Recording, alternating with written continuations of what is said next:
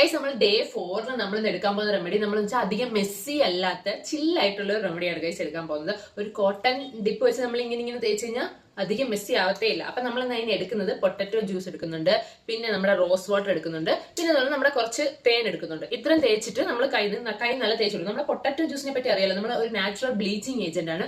പിന്നെ rice water നമ്മുടെ കൈക്ക് ഒരു ഗ്ലോ കൊടുക്കും. തേൻ ഒരു മോയ്സ്ചറൈസിങ് ഏജന്റ് ആണ്. ഇത്രയും കൂടെ നമ്മൾ മിക്സ് ചെയ്തിട്ട് നമ്മളൊന്ന് ബ്ലീച്ച് പോലെ ചെയ്യാൻ പോകുന്നത് ഗൈസ്. ഒരു സമാധാനത്തെ ഒരു ഹാർഷ് അല്ലാത്ത ഒരു ചില്ലിങ് ആയിട്ടുള്ള ഒരു റെമഡിയാണ് ഗൈസ് ഇത്.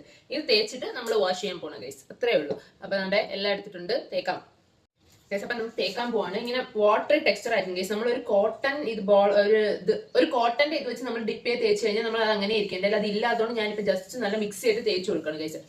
ഞാൻ ഈ കാണിക്കുന്ന റെമഡി എല്ലാം നമ്മൾ കണ്ടിന്യൂസ് ആയിട്ട് തേക്കണം ഗൈസ്. വീക്കിലി 7 റെമഡീസ് ആണ് നമ്മൾ കാണിക്കാൻ പോകുന്നത്. അപ്പൊ എനിക്ക് ഇന്നലെ ഇടാൻ പറ്റിയില്ല. ഇതെല്ലാം കണ്ടിന്യൂസ് തേച്ചാൽ മാത്രമേ വർക്ക്ഔട്ട് ആകത്തുള്ളൂ. ഇങ്ങനെ ഫസ്റ്റ് യൂസിൽ തന്നെ നിങ്ങൾക്ക് അറിയാലോ, ഒരു സാധനങ്ങൾ ഈവൻ എത്ര കെമിക്കൽ ഉള്ള സാധനങ്ങളാണെങ്കിൽ പോലും ഫസ്റ്റ് യൂസിൽ നമുക്ക് വർക്ക്ഔട്ട് ആകത്തില്ല.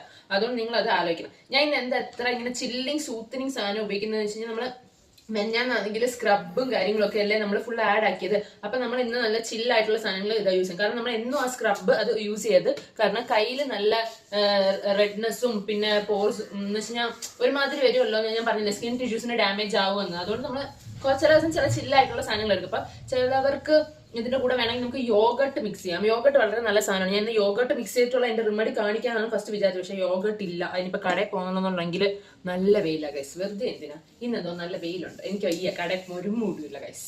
അതാണ് ഞാൻ വെച്ച ഈ ചില്ലിങ് ആയിട്ടുള്ള റെമഡി പൊട്ടറ്റോ വെച്ച്. കാരണം പൊട്ടറ്റോ ഒരു നല്ല ബ്ലീച്ചിങ് ഏജന്റ് ആണല്ലോ. അപ്പൊ നിങ്ങൾ തേച്ച് പിടിപ്പിച്ച് കുറെ കഴിയുമ്പോൾ നിങ്ങൾക്ക് ഒരു വൈറ്റ് കളറിലെ മറ്റേ പൊട്ടറ്റോയുടെ സ്റ്റാർച്ച് ഉണ്ടല്ലോ, അതൊക്കെ ഇങ്ങനെ കൈവരാം. അത് വെച്ച് ലാസ്റ്റ് നമുക്ക് സ്ക്രബ് ചെയ്ത് കളയാം ഗൈസ്. എല്ലാം യൂസ് ചെയ്യുന്ന സൺസ്ക്രീൻ യൂസ് ചെയ്യാൻ മറക്കല്ലേ.